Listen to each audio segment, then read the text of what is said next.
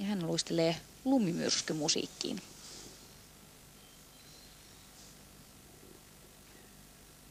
Ja on Korean mestari aikuisten tasolla viime vuodella.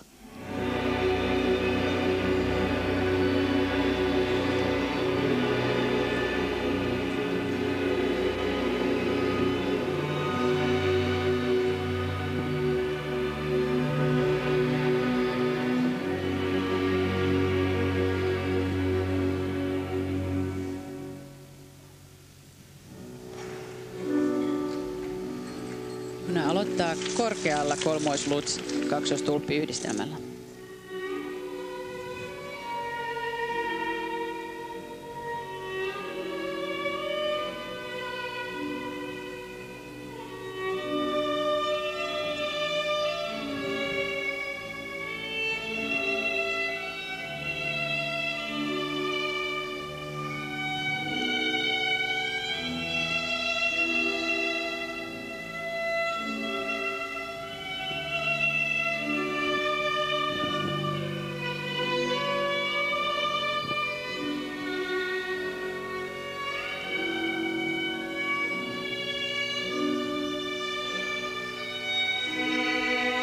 Kolmoissilmukka sitten.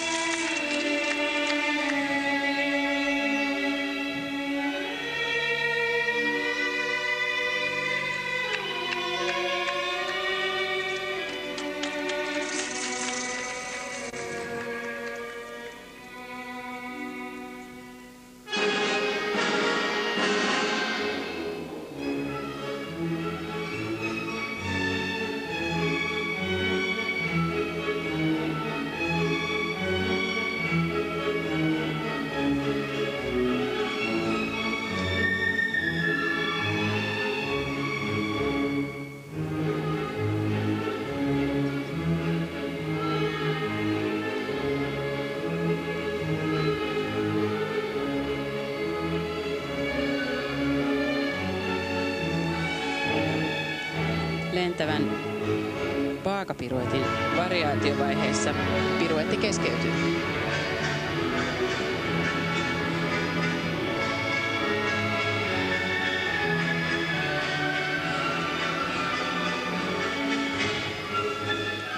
Kaksoisakseli.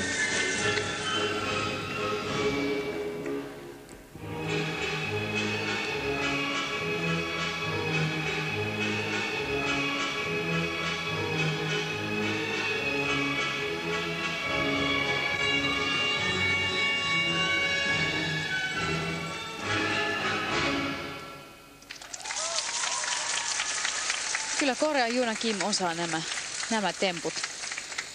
Erittäin hyvä esitys mielestäni. Ainoa harmittava kohta oli juuri tuo lentävän vaakapiruetin keskeytyminen.